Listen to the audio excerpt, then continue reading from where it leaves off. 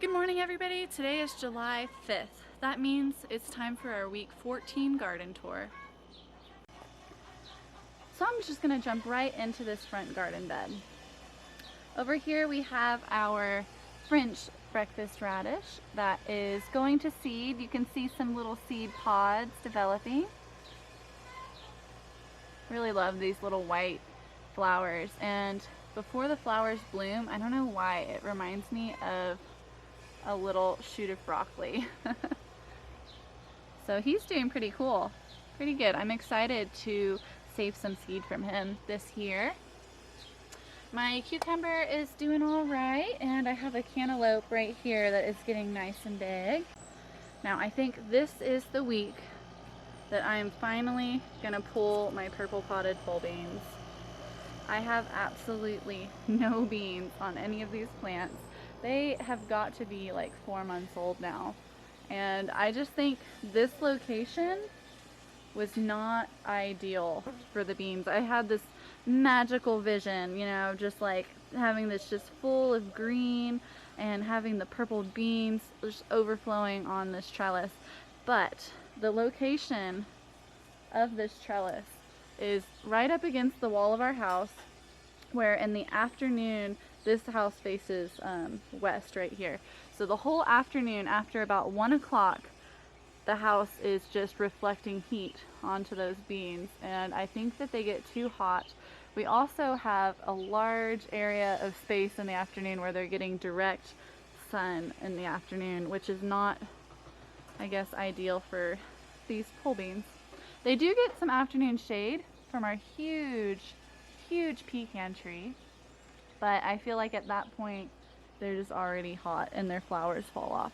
So they had been flowering prolifically. This whole thing was just covered in purple and white flowers. I had 2 bean varieties on this thing, but as soon as it gets hot, the flowers fall off. So I mean, they were getting pollinated well. I've seen bees all over this, but it's just not, it's not producing. So I think next week we'll see. I mean, I might hang in there with them because I do like that they're shading my herbs, but we might not have any beans on this trellis.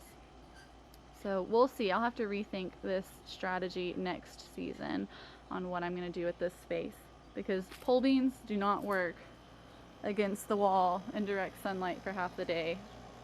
Now my herbs, on the other hand, down here are doing fantastic. I have my blue Sirius sage.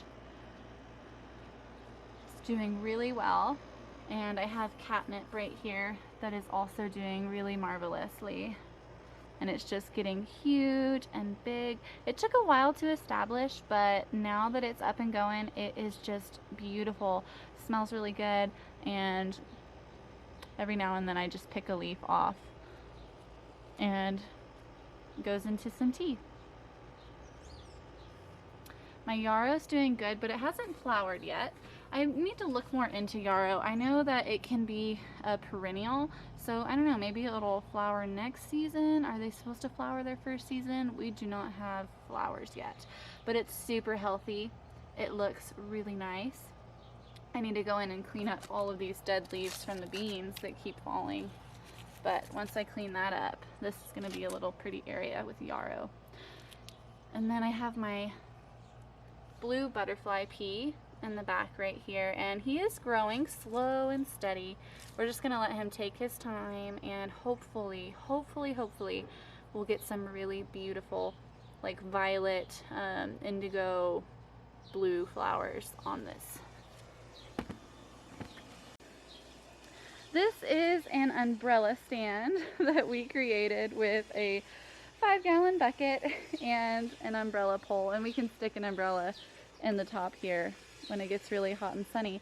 And we decided to fill this up with some foliage. Got some flowers, and this one's actually flowering. It's really cool. Just got those from our local garden center to fill this up. It does have drainage holes. The bottom half of this is filled with cement to weight it down, and then the top half is a flower pot. Thought that was pretty neat, just to kind of brighten up the living space a little bit out here while giving us some shade in the afternoon. My tomatillo, it's hanging in there. It's not producing flowers, it's not producing fruit, and it is a struggle. I'm telling you, it looks beautiful right now because it's the morning, but some of these leaves have already started to wilt. I think this plant is root bound because give it another 2 hours and all of these leaves are going to be just completely curled and it's going to look dead. And I water this every single day now, and I bring it back in the evenings and in the early mornings. It looks beautiful, but it's not happy. You can see it there too. They're starting to curl. And it's stressed out. This plant is so stressed all the time that I'm thinking about just pulling it out and, I don't know, maybe utilizing that space better, because I know I'm not going to get any production on this plant this year. I mean, it's a nice green bush in a 5-gallon bucket, but that's about all it's doing for me this year, which is okay, I guess. You know, I'm learning. I don't think I'm going to plant tomatillos in buckets again. This was a plant that I didn't have the space for. I had intended to gift this tomatillo to somebody, and then with coronavirus, we, you know, didn't get to that place where we could give it to them. So I put it in a bucket because I didn't have anywhere else to put it, and I can see that that is not the life for a tomatillo to have. Now, my husky red cherry tomato is producing. It has a lot more new flowers on it. And it has little bunches of tomato fruits. And I might get to pick one this week. Look at that. We got a nice tomato that's turning orange, so he'll be red in another day or so. Right there. Now, my tomatoes over here have been struggling a little bit with some early signs of blight. I do get spots on all of these tomatoes. I went and I pruned a ton of leaves the other day, and every time I come back I'm just seeing like ugliness. I'm not seeing too much now, but I think I did a pretty good job at pruning this the other day. Where I live, we get very little rain, very little humidity, but a lot of intense heavy sunlight. Now, these tomato plants are in part shade, but I figured if I don't prune them, then they're going to provide more shade for themselves, and there's not going to be a high enough humidity for them to have some of those tomato diseases that you see, such as blight. Now, I am seeing some blight on these tomatoes. They actually look pretty good now because I've pruned them, but I had to prune the top probably 1.5 feet, which is, I mean, normal for tomatoes, and everything that was low was diseased. So I did prune these a lot and they look a lot healthier now, but I'm not getting production on them. So I do encourage you guys to prune your tomatoes. I think that's the best way to get fruit production. Look at that. No flowers anywhere on these plants. I see some buds. But I mean, not a single fruit. These tomato plants are like 5 months old, maybe 5 or 6 months old now, and nothing. My pumpkin over here is still growing, struggling a little bit. I probably need to prune some leaves off of him, but he's growing all the way around this pot. He's coming out this way, and he's also going back over there. So he's spreading all out. I don't see any pumpkins on him though, so we'll see. This is the Jardale pumpkin variety. I have an acorn squash in a pot right here that's doing pretty good. He has some flowers on him. And then this bucket, at the start of the season I had a sunflower in here that since has died. And then I have nasturtiums and a watermelon. Now my watermelon that's in here, he's not growing very fast, but this is him. Little watermelon plant. This is the Art Combs Ancient Watermelon. And my nasturtiums are just doing wonderfully. I'm surprised. They really don't like high heat or a lot of sun, and they get both in this spot. But they're flowering. I have 3 different plants in this pot. We have a blood orange colored nasturtium, a nice tangerine orangey yellow, and then a dwarf Alaskan salmon in that corner. And then I also have a cucamelon right here. And cucamelons are a favorite from the sparrows and the doves in my yard. So all of my cucamelon plants have been stripped of cucamelons. Go into the chicken yard. Hey girls! They got some watermelon this morning. You can see the evidence. Did y'all eat it all? Yeah, y'all did a pretty good job. Did a pretty good job. They love watermelon. I do have a spaghetti squash in this pot. I also planted some lemon cucumber, and the roly-polies have eaten them. I've sowed them probably 3 times in the past week and a half, and every time I get a sprout, the next morning it is completely eaten. So, I don't know, those dadgum roly-polies. I also overestimated how many plants I was going to need to fill in my planter over there. I have some extras. So I went to the farmer's market yesterday and I brought home a pine cone cactus. Isn't that just the cutest thing? I got that as one birthday gift for Luis because his birthday's tomorrow. It adds to his succulent and cactus garden. Now last year we had like over 50 succulents and cactus. We've downsized quite a bit. We've gifted a lot to friends. Luis practiced propagating, and it's just a really neat hobby that he has. He loves cactus and succulents. So we have some choyas and ocotillos and prickly pears, some agaves. It's pretty neat. A little aloe vera right there. Good morning, Miss Molly. I see you're not being broody this morning. I think Molly is slowly starting to break her broodiness. She has been broody for weeks now. But look at her, she's out and about, and we didn't even have to get her. Normally, every time we come out here, we grab her out of the coop and set her down so that she'll eat and drink and be a normal chicken. Because broodiness is no joke. All they want to do when they're broody is sit on their clutch of eggs to hatch them into baby chicks. So this is a good sign. She's out and about all on her own. So hopefully she is breaking her broodiness. Now my cucamelon right here is not doing good. All of my other cucamelon plants are thriving, so I don't think the hanging planter was the best idea for him. I think he's just drying out too quick, and I don't know. We'll see. I won't say I won't try it again, but this was not a success. I did get one cucamelon off of him. I got to eat a cucamelon from that plant, so that's good. The birds didn't get to him. Now my tomatillos are really big. They're starting to just branch out every which way. Look at that.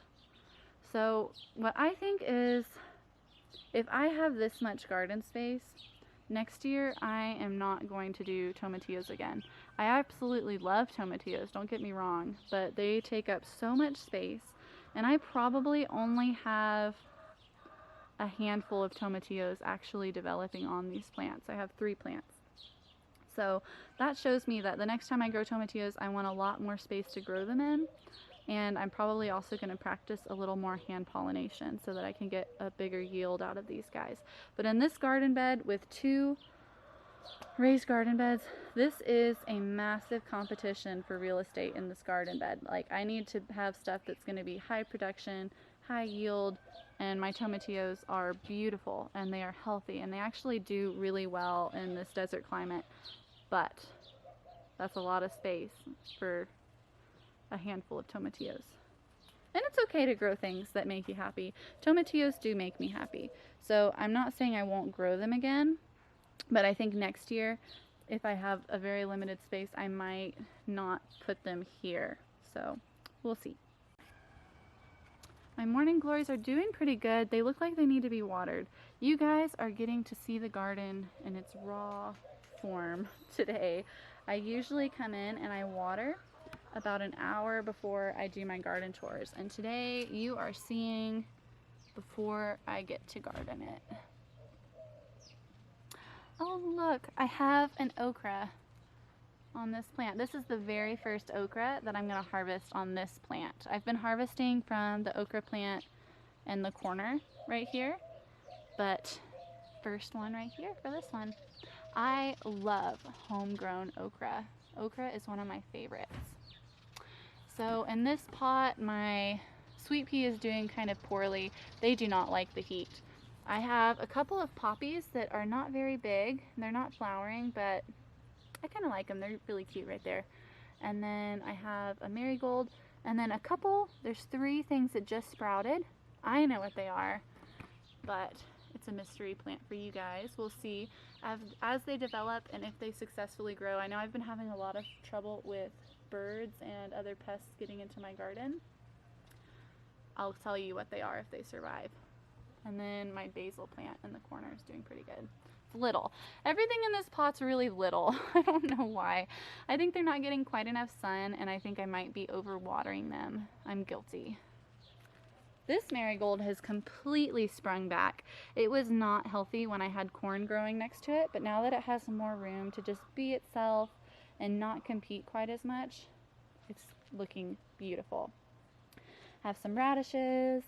I've replanted my squash like 3 times this week here, and again, something keeps eating it. I think I know what is eating it. I can see there's little dig holes in my soil, and some of my radishes are missing, and these are getting bitten off. These are my beans that I had planted.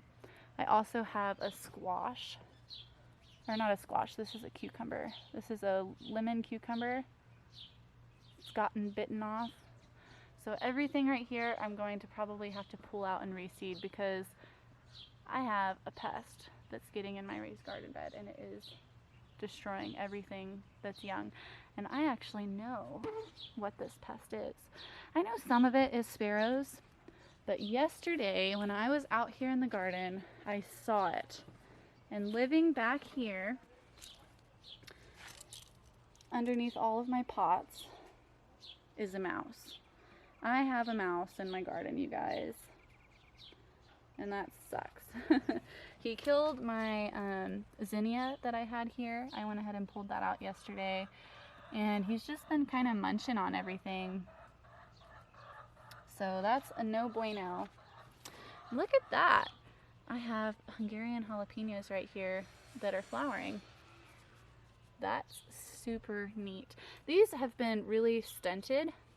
They had a really slow start. They got cold when they were germinating, so it stunted them. They're probably never going to be really big jalapenos, but that's super encouraging that they still might produce fruit.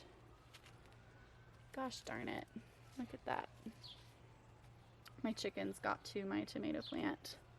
But that's what I get for growing tomatoes right next to chickens. Overall, this tomato plant has generally been really healthy this season. I'm starting to see it stressed just a little bit. Has some of those kind of like concerning blightiness. And overall, this plant is looking kind of weak today.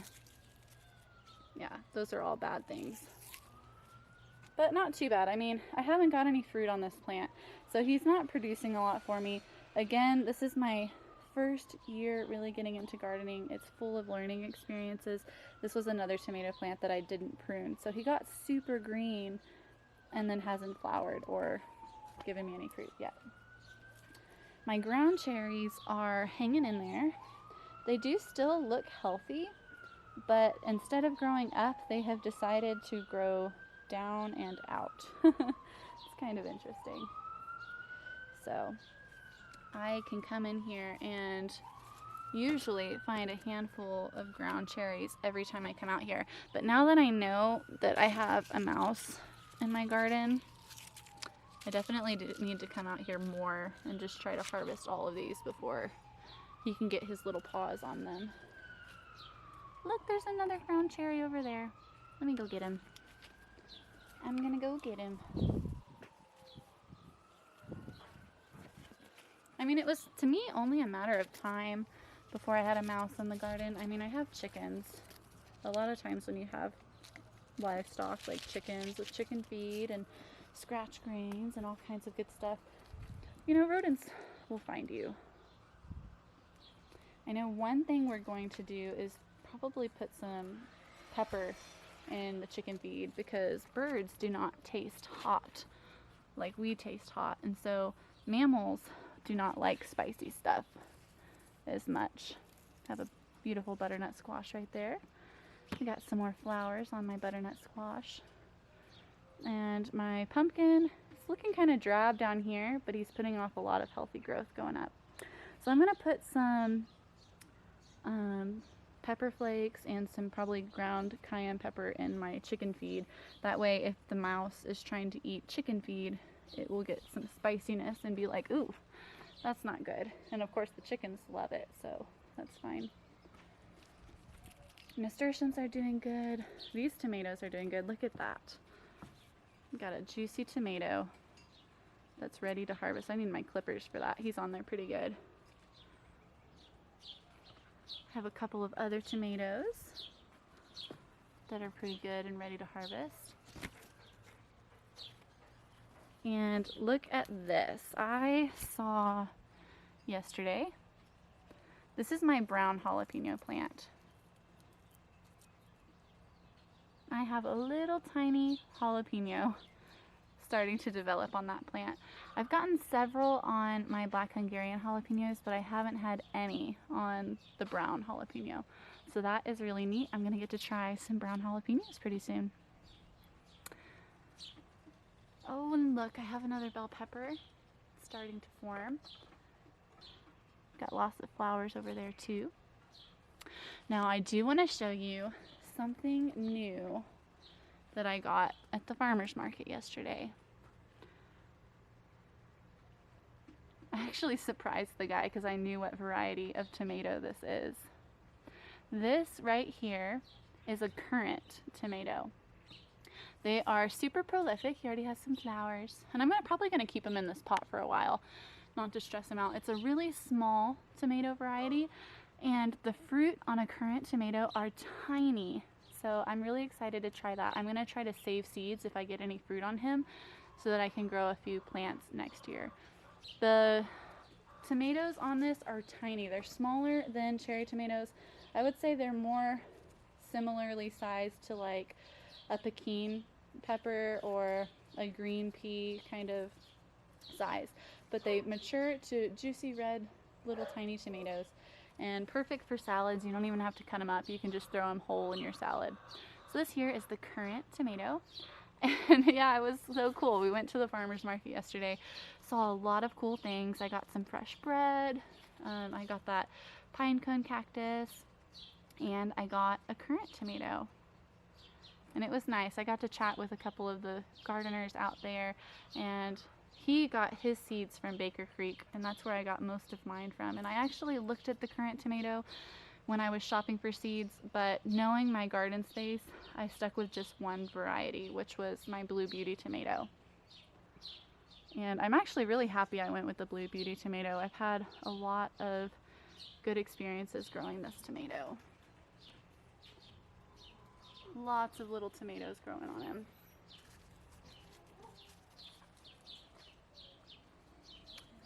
I'm gonna go grab my clippers and I'm gonna come out and harvest those juicy red ones today. You might be able to go another day. I think I'm gonna wait until the afternoon to harvest these. It's always best to harvest your tomatoes in the heat of the day because they'll be more packed with flavor. They'll put on a lot more sugars into their food. And I'm probably actually, knowing that I'm gonna harvest my tomatoes today, I'm not gonna water the tomatoes. That way I don't dilute the flavor. Look at that, there's so many tomatoes. These tomatoes are, you could see in the last week video where my branch had split and I had a branch coming this way and a branch going that way that I had to fix. Well, you can see that the tomato has healed and he's continuing to develop his fruit. So that's really, really encouraging. See, the other tomato right there is doing really good. My cucamelons in the back are doing really well. They're growing all the way up to the top of this fence. Now, I don't have very many fruit on my cucamelon. I mean, I have a couple, but the birds, the silly, silly wild birds are picking off all of my fruit, and I haven't had hardly anything to harvest this year. I absolutely love cucamelon, so I don't know what I'm going to do about this next season, because I got to find a way to keep the birds off of my fruit. But, you know, I'm kind of happy. At least if they're eating my cucamelons, they're not like taking bites out of my tomatoes or my eggplant or, you know, anything else really in the garden. So this week has been a week of pests. Pesky pests. I do have something to show you right there. We're going to have to go outside of the garden to take a look at it though. Let's go. I'm not even kidding. I'm walking around to show you what's over here, and I think I saw like 30 birds fly out of the coop right now. That's not ideal. Look at this.